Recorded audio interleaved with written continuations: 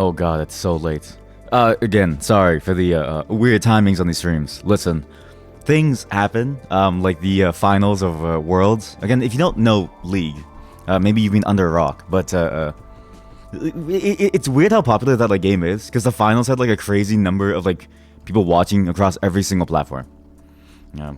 But I'll get into it in just a moment. Hey, welcome to the stream. Okay, my bad about again changing the time a little. I thought I would be able to do it, and then I was watching Worlds last night, and I was like, I'm not gonna wake up in like time. I fell asleep during game 2, but I know that spoilers if you haven't seen it yet. SKT won. SKT demolished Weibo Gaming. It's actually insane how much of a presence Faker has. But I'll get into that in like just a moment. One. The sound will sound a bit different. I had to rebuild my entire computer, and I accidentally touched the like knobs for all the volume stuff. So my interface has like a completely different volume than I'm usually used to, and I don't remember what I had it set as. And then I figured I might as well like experiment with it. So hopefully this gets rid of a lot of the artifacts that you heard last time. Okay. Because I think I narrowed down exactly what everyone's issue with the sound was. Okay. Every single person had like a different issue with the sound, and I think the issue was that everyone had like a problem actually with the proximity effect. So everyone said that my voice was either too loud or too quiet or just right. Everyone had a different idea of it because everyone has a different level of like how used to me are they to like hearing me, right? My voice is very hard to hear. The way I enunciate and like pronounce words is also very, very difficult as well. It's not exactly the clearest thing ever. But hopefully this thing works out a lot better. You should be able to hear a lot less of the muddy low end of my voice, of which there's a lot. Listen, I tried my best, okay? I sound the exact same across every single recording tool. I'm not even trying to sound like this. I just sound like this. I don't really know what to do. So as far as I know, my voice is just painful to mix for in general. I've always known that because like whenever I try to mix like songs and like stuff, I know for sure I have to apply a fair amount of EQ to my voice, right? Just to get it to sound at least clear within certain genres of songs. Otherwise, I sound completely, like, impossible. Like, I can't discern anything from my voice, right? It's really, really hard. Even singing live on, like, karaoke and, like, stuff, it's really hard to understand what I'm saying because, like, the microphones that you use for karaoke as well as the like, room, it resonates so much with my bassy voice that, like, everything sounds very, like, muddy. It's a very annoying thing. So yeah, so that's why I sound different. Tomorrow and the day after, there's gonna be no stream. I'll spend time with my wife. Because she's back from vacation, and you know, I want to spend time with her. You know what I mean? That may be controversial to like say. I enjoy spending time with my partner a lot.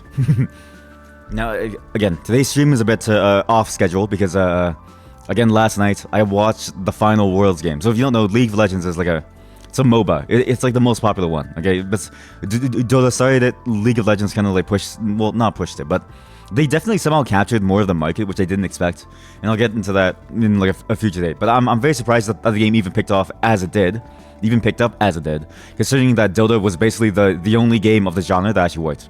But last night was Worlds versus Weibo Games and T1. It's being held in Korea, and so like I'm not in Korea, and my time zone is nowhere near Korea. My time zone is actually 12 hours exactly opposite of it. So I stayed up to like 5 a.m. and then I just like KO'd at some point. I KO'd in the middle of like game 2. So I was like, oh shit. But I woke up and I saw that they absolutely demolished them, okay? T1 went 3-0. 3-0 Weibo Games. They have never lost to an LPL team in like a best of 5. They have never dropped a best of 5 against an LPL team, which is nuts, okay? LPL being like the Chinese league or the Pacific League, technically, but it's really just China. And LCK is like the Korean league, and then LEC, LCS, stuff like that. I'm very surprised that it was as much of a stomp as it was, though. I think when they were going into the games, everyone was very worried about like the performance of multiple players. Like everyone was like, no way Zeus does it, or no way Owner does it, right? And their first like game against, I think it was C9 or something, or was it? It was some Western team. It was like the 3rd seed Western team, and like Western teams are like ass, okay? Like it's a bit like soccer, where like all the best players are like European or like overseas, right? There is no really good like quote unquote Western soccer player that is like, you know, primarily from America or Canada. It's almost always like a, you know, overseas sport. It's a bit like that, but for League as well. Our best players are washed up streamers. Or like really old streamers, right? Like, you know, I'm a cutie pie or something. Like, that's the competition. Or like Sneaky. Like, that's the competition, right? So you can imagine when shit goes down and like how bad it is. That when SKT loses their first game going into the World Series just to make it to like playoffs, and they lose against a Western team, the 3rd seed, so like the 3rd best team, not even like the like top team. And then SKT T1 is like, you know, unequivocally known as one of the greatest teams of all time, entirely because of Faker. He's the only person who's been there for like a very long time. And there's something very, very wrong, right? There's something extremely wrong with how everything is sort of like set up. And it makes you kind of wonder like what exactly is like going on, right? But he was injured with a hand injury. He comes back and he says, all right, we're going to win every single game from now on. I think they only lost one other game after that to JDG. They only lost the game 2 to JDG, which I saw, but that's because I think they were trolling with their Maokai pick. Their Maokai pick was like awful, and their Maokai only built HP with like, you know, the stupid ulti healing item, which was like awful. Radiant Virtue. But after that, they demolished every single team, and again, Faker. It's just what a 10-year career in the game. Okay, starting at like 15, now he's like 27 or like something, right? 26. He now has like what, 4 Worlds wins, 3 Worlds wins, or like 5 or something? Anywhere between like 1 and 5, right? That's a lot. Most players don't even have like 1, okay? It's kind of nuts how like he's like consistently the best player in like mid. It's surprising to see how dominant he is versus the entire roster of mid players. Because everyone thought JDG Knight was like insane. Everyone thought that Chovy was insane. Everyone thought that these like other players would like demolish Faker. And then Faker says, well, bet. He pulls out some of the most weirdest picks in the entire like tournament. Like Ori, basically no one ever plays Ori except for him. Guys, or Halo Blades Azir. Nobody does Halo Blades Azir because everyone tries to play him like a DPS, right? But he's really a burst mage. But Faker is the only one who actually understands that and actually plays it well. Then everyone starts to copy him. Things like this always happen whenever Faker plays, and it's surprising to see him be so ahead of the curve and still keep up with his contemporaries. Like, he's always on the meta, and he has like 70. He has like a 70 champion pool, which is like nuts. I watched a bit of Game 3. I saw the ending of Game 2. Top lane and jungle were insane from T1 as well. Owner and like Zeus. Owner, that guy is insane. I have never... Listen, when the JDG games went down and he invaded their jungler, okay, as a Rel, and solo killed the Vi in their own jungle, I knew it was over. I knew this guy was insane, okay? That is such a high level of pressure that it warps the entire game towards SKT's side. It gives them so much space to like play, right? And he always plays playmaking champions. Hopefully not Maokai. I think his Maokai is the weakest champion out there. But things like Lee Sin, things like Rel, they were really, really good. And then top lane, counterpicks Aatrox for 2 games. Last game says, you can't counterpick me. Picks Aatrox, demolishes. He's level 16 when like the nearest person on the Weibo game side is like level 14. And 3-man gank him, he still doesn't die because he actually built the best items in the game for what his team needed. Duskblade, so that he could at least, you know, survive if he gets a single kill. He doesn't get the healing from Gorge Drinker, but that's fine. As long as he gets the kill and gets to go invis, that's great. Then, he goes right into Maw. Okay, Maw of Malmortius, because their entire team is like 99% magic damage. Their only physical damage dealer is he was like a Varus. And like most of his damage anyways early on, especially if you go the on-hit build, is magic damage. Absolutely demolishes them. I still think Varus was a terrible choice, but hey, you know what I mean? They were doomed by that point.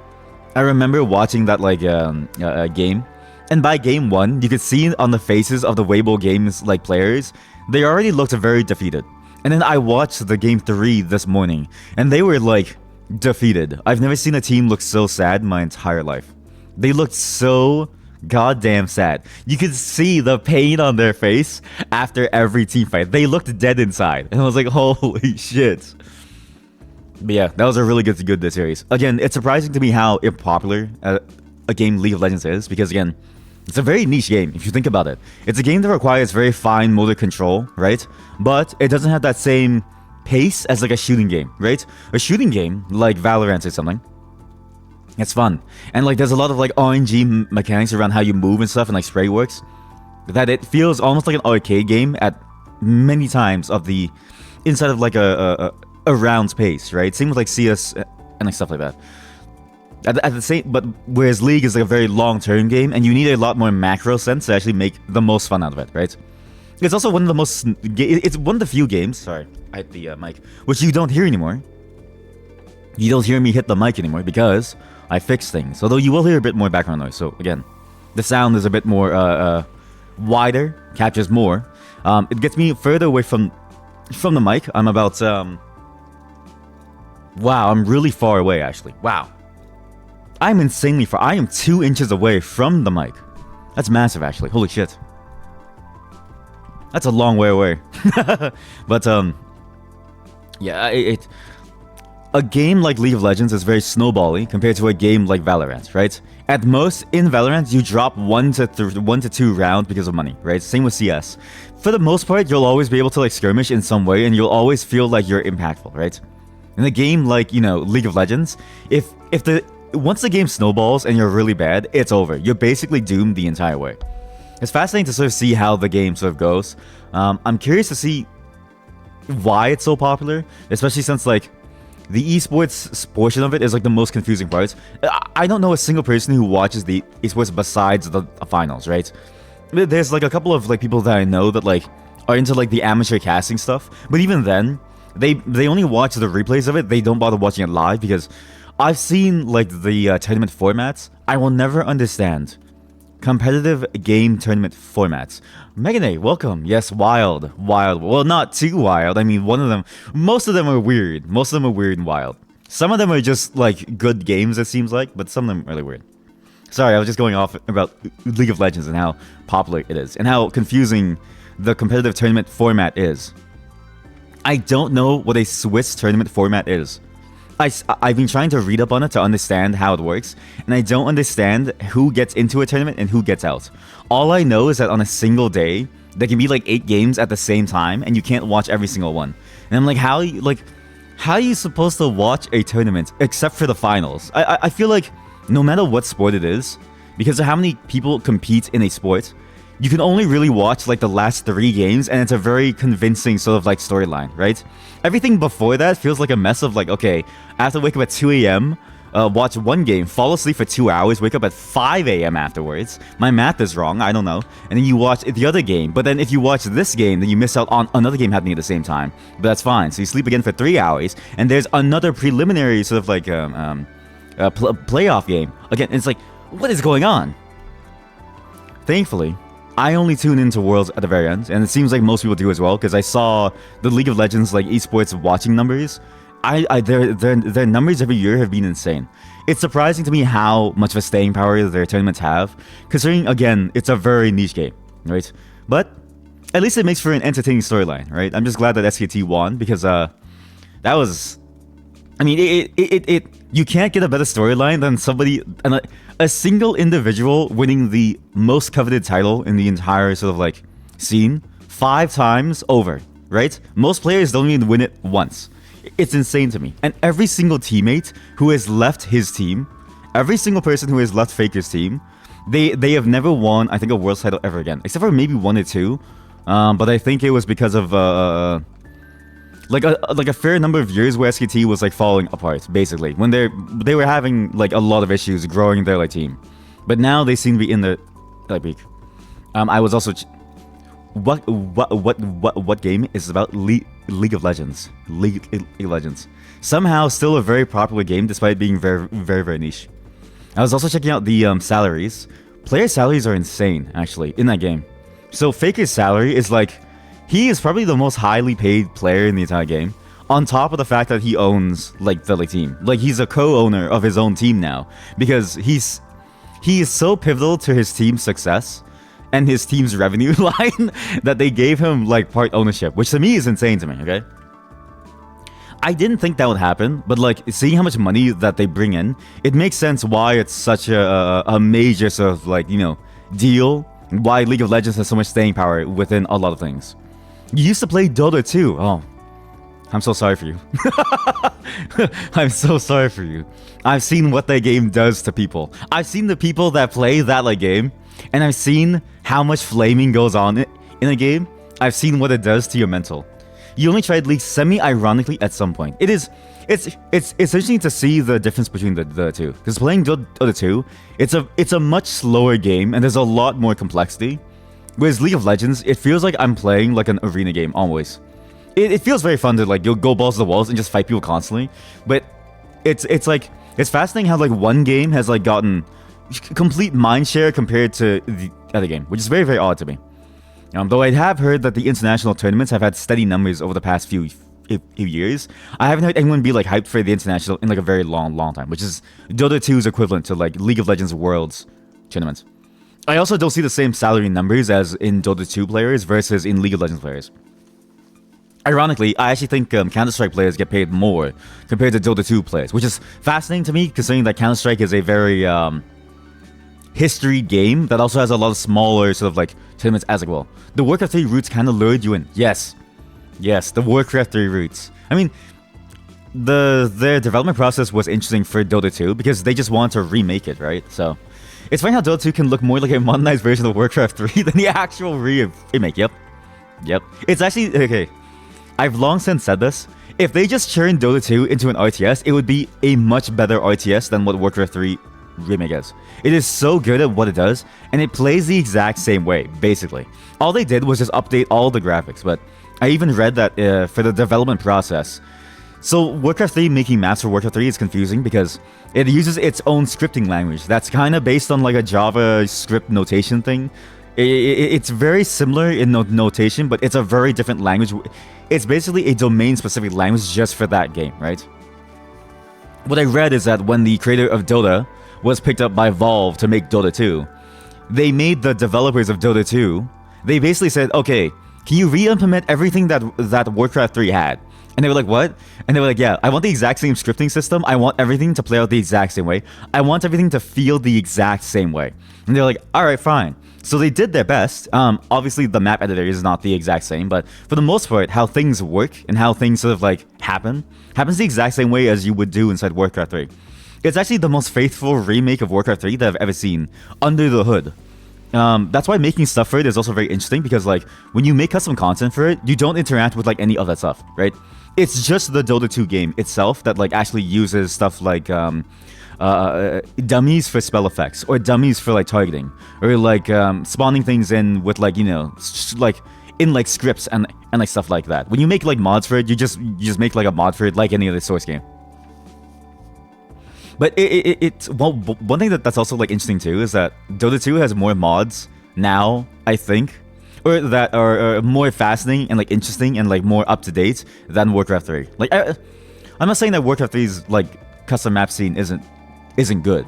It's the progenitor of a lot of genres, but last time I played Dota 2, I just went on to play custom games, and there was one custom game that was it was a entire open world MMO style like RPG. It didn't even look like Dota 2. Like I was playing from like a third person perspective. And I was like, what is going on? So yeah, that game is a much better Warcraft 3 than Warcraft 3 Reforged or remade or remastered or something. That one like bombed. I listen, I have Warcraft 3 in my Battle.net account. I'm still sad that my Warcraft 3, I can't play the game the way that I want to. I can't play Warcraft 3 because I didn't buy Reforged, and so I actually can't download the game ever. I have to do a workaround where you have to go offline on the client to download Warcraft 3. For me to play the game that I bought like many years ago, I need to go. I need to pretend like I have no internet just to play the game, and I don't know why. It's one of the worst things that they've ever made. But yeah, Dota 2 also lured me in with its Warcraft 3 roots. I mean, to be fair, Dota was like a Warcraft 3 like game, right? It's fascinating to see how the development process panned out, and how the developer of Dota 2 basically got them to recreate as much as they could of Warcraft 3 inside of the Source engine, which is an entirely different engine, right? It's not even like a mainstream engine. It's just Valve's custom in-house engine for all of the other games. Well, most of the games. You saw a video of a Grand Theft Auto style third-person mod for Warcraft 3. Yes. I think I saw the exact same thing. There's also a first-person shooter sniper mod, which is like, I don't know how they made hit detection in that way. Like, and it's like a recent thing, exactly, as like a current project. Yes, and it's crazy how the ambition of the 2000s modding, as you say, the ambitious jank is still there, right? In like a modern day sense. It reminds me a lot of like Half-Life modding.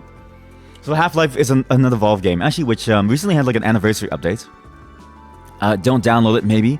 I heard that it fixes some things, but it also breaks other games, so you gotta be careful about it. But Half-Life still has mods to this day. A lot of mods. And I'm very surprised at how many mods there are for that game. Seeing how old it is, and the fact that it's just had its like 25th year anniversary or like something. Is it 25 years?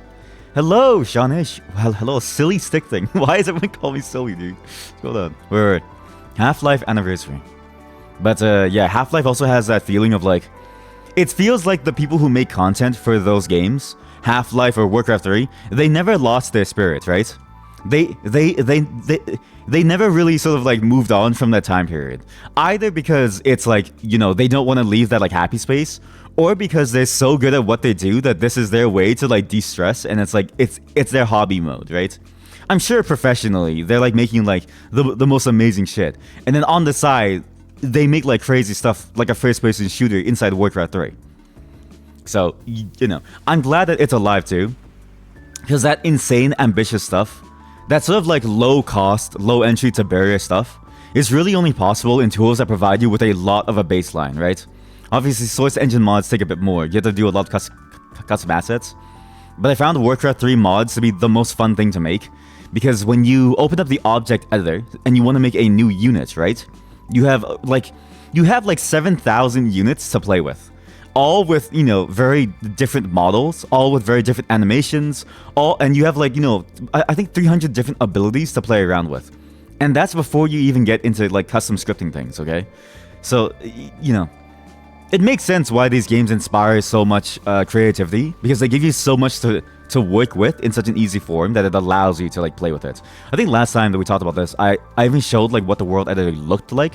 And I specifically mentioned like, yeah, the like modding scene is very, very good. Very good. Still alive to this day.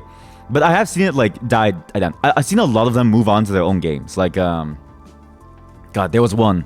I think it was like Gem Tower, was it? Something TD, it was some tower defense game in Warcraft 3. They eventually decided to make their own game, and now it's on Steam. I forget what it was called though, but it's really good.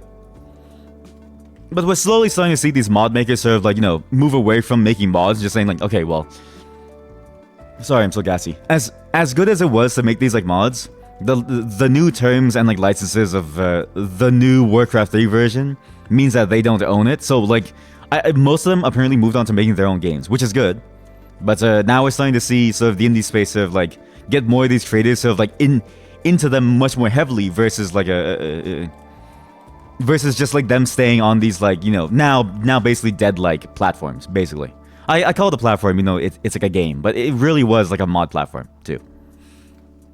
But hey, that's what happens when you make Warcraft 3 a Reforged and you sell it for how much does it go for? Warcraft 3 Reforged.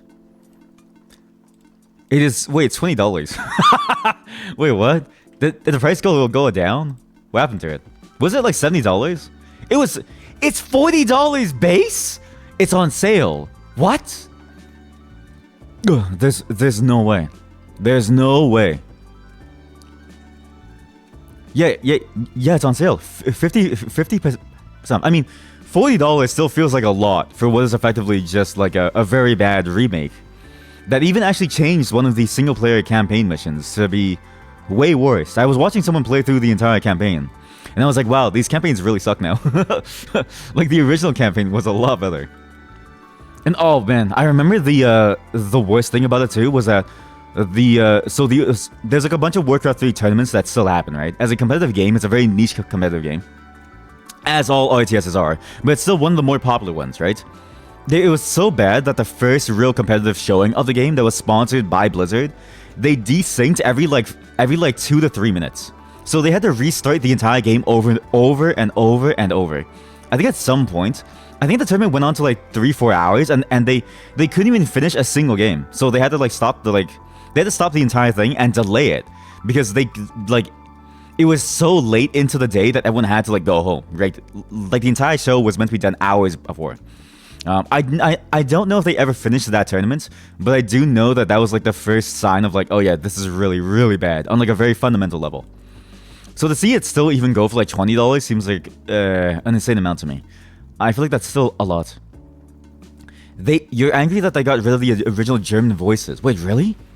Wait, those are part of your childhood. You mean you get licensing and stuff? Wait, yeah, but like, don't they own the like license here? Like, isn't it their like voice work anyways? Unless they also redid the voices, which would be weird, because I thought the voice acting in the game was like, it sounded fine. I thought the mixing on the voice acting still sounded modded, right? It's a surprisingly well done cinematic game if you look at like the voice acting and the sound design. It doesn't feel dated. But if they got rid of it for like licensing, then A, that like sucks. But B, I'm surprised that they even ran into licensing issues, because I thought they owned everything anyways. Usually when you do voice stuff, you sign it over to like the studio to use indefinitely, not to remix or anything, but to just use however they like want with the various clips that you have. Has localizations were outsourced? Ooh, maybe, yeah.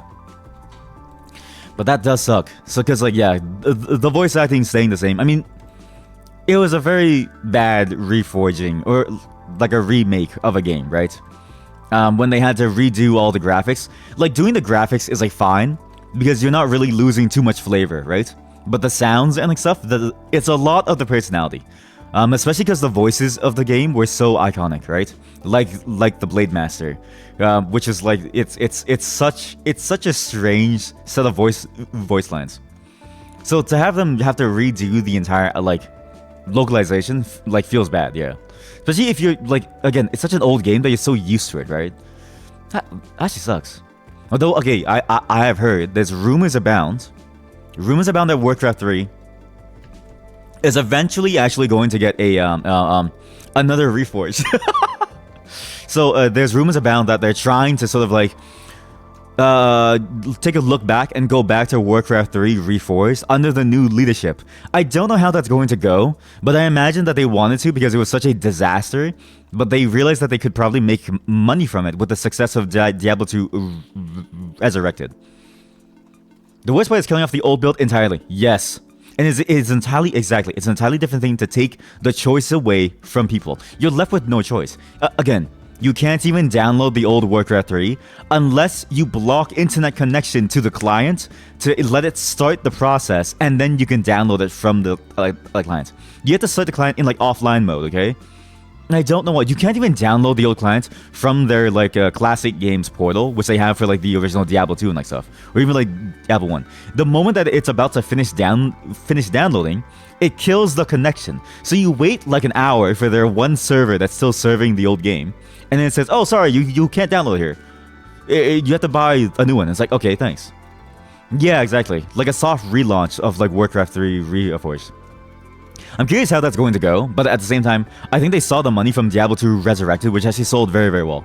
A lot of people bought that sort of like remaster of Diablo 2, and honestly, it's a good remaster of Diablo 2. It's the same old game, aka, you know, a grind fest, but hey, at least it looks cool, right? They did everything that Warcraft 3 Reforged should have. But again, I don't necessarily blame them for what Warcraft 3 Reforged in terms of like the difficulty of it. I think everyone knew that it was going to be a much more difficult remaster, because again, 7,000 different units, 300 different skills, all unique, by the way, with all unique sound effects and like visual effects, and all unique models and like textures. On top of the fact that there's like a million sort of like terrain pieces, like doodads and like trees and stuff, it's going to be hard to update the look of it. But it was kind of a failure when they did go through with like everything. I'm curious to see how the relaunch will go. I hope they do it because I'm curious to see if they can somehow make it better. Because again, all they really have to do is like fix the bugs, which they have been doing slowly. I've been keeping a track on this is a website called Hive Workshop. I can't show it because my browser tabs are everywhere. Sorry, my browser tabs are all insane. My browser tabs are like pure chaos. But hiveworkshop.com, which I'll just link inside chat. It's a site where they do all like, you know, it's a site dedicated to Warcraft 3 modding. I've been keeping a track on that site because I like playing the custom maps a lot, and I may do some Warcraft 3 custom maps again at some point. We did a few last time, but I couldn't get one working because it required you to download entirely custom client, which was kind of freaky. But they also always post sort of like hints, news, and also like patch notes of like updates to the game. And they're still updating the game a lot. Not only are they rebalancing the game for a competitive, which I think is a good choice. The competitive scene is like the only scene that's still alive, right? The custom mod scene is dead, but the competitive scene is still there. They're also actually adding new modding content as well, even though it seems to be their side focus at the moment. So I think 2-3 months ago, they released every single, I think, Warcraft 3 model inside the StarCraft 2 map editor, and somebody found like an interesting link. They found out that one of the links inside those patch notes referenced a forum post from 3 years ago. So they suspect that they wanted to update all their map editors and sort of like align all of their modding stuff like years ago, but something internally probably blocked them, and that's why we're starting to see such a large sort of like shift and change towards their classic games now that new leadership is again, right? Now that they have a lot more room, because there's also been rumors of like the classic games team, which was dedicated to doing stuff like this or managing stuff like this, was very hamstrung by the leadership or something. They were very hamstrung by the entire sort of like development process, and they weren't able to get a lot of decisions through that they wanted to. So it seems like, you know, there's a bit of hope with how they're handling things, and I do hope it goes well, because again, there's nothing like it. I think that's the hardest part about these games, that there's nothing like these games compared to anything else out there, right? StarCraft 2 maybe kind of, especially with that new that like new whatever alien space RTS game that's basically made by the same people. But other than that, there's nothing there for Warcraft 3. There's nothing there for Diablo 2. I mean, there's there for Diablo 2, but there's nothing there for Warcraft 3. And I hope that, you know, they do update it, because it could actually bring a lot of life back into that game. Because the custom game lobbies are getting more and more empty, and there's nobody wants to play Footy's Tower Defense or Knight of the Dead or Lord of the Rings Siege, right? Stuff like that. I need more players for those, please. It's really hard to play the Helm's Deep map if there's nobody willing to play the Uruk-hai. Really, really hard. But yeah, that's all the classic games news. I'm just kind of sad that the game like died. But again, there's like rumors abound. I hope it goes well. And again, I always keep an eye out on the site, because there's always some crazy custom maps. Again, they still make custom maps and models. There's a whole custom campaign, a whole custom like really cool thing like the Heralds of Abyss, which I saw recently, which seems insane. There's a public beta for it, but I think you need an entirely custom client or a very specific version. But again, all this stuff is like crazy to me. The fact that they're still doing it to this day is kind of a treat. You can always go back and there's always something new for like a game that you paid like what, $15 for way back in the other day. I mean, I got my copy for $5 on sale at like Walmart, inside the like bargain bin, with, you know, they have that giant box that every kid rifles through, and you find like candy or like used underwear or like someone's like, you know, sock. But then you also find like Warcraft 3, and it's like, oh wow, for $5, sick. But yeah, today is not just chatting.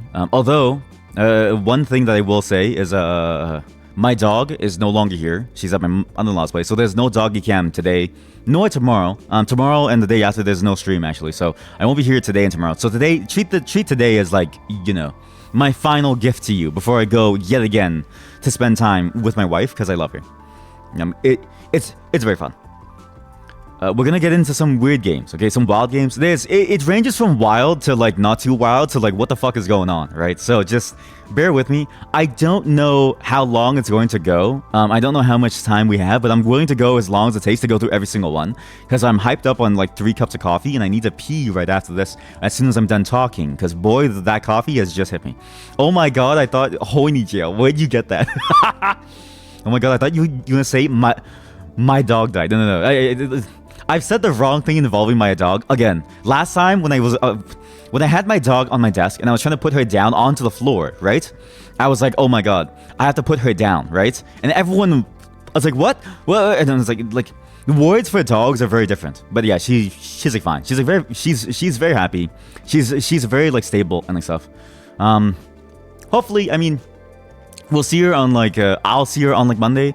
We don't know if we want to keep her for longer because we wanted to socialize with my mother-in-law as well as with our old dog, which is with her as well. So we'll have to see if she gets to stay here or like not. But it'll be fun at least to spend. What would my thoughts be if my wife found out I was excited by incest? She watches my stream. She knows. She knows. She knows I'm into some weird shit. Okay, to be fair. Okay, just for context, yes, I played the incest game. How many... Okay, listen, I don't know. I've noticed a trend, okay? There are 3 videos on my full playthrough channel, which have seemingly got a lot of views, and I don't know why.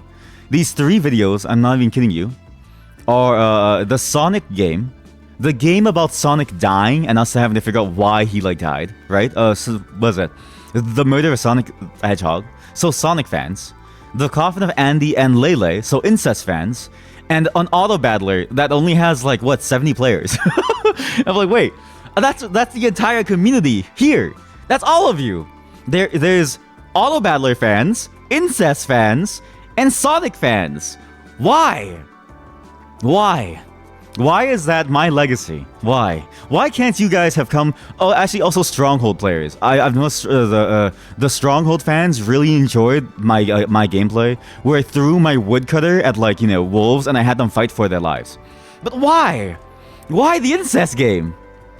What would you reckon is the overlap between those communities? Does everyone here have siblings? Does everyone here have some kind of sibling? And is everyone here a murderer or a detective? Maybe you stop murderers. Is everyone here a lord or a lady of a kingdom? That may be the overlap. For the auto battlers, I don't know. Maybe like I'm assuming the people who watch the auto battling videos are like my wife. She watches them to fall asleep, right? I'm assuming they need some level of like noise and like droniness. Which I've noticed from my voice. My voice is very drony. Very, very drony. You are indeed an incest fan. And of course you have a sibling. And also you're into cannibalism. Okay, maybe you don't want to be into all 3 of those.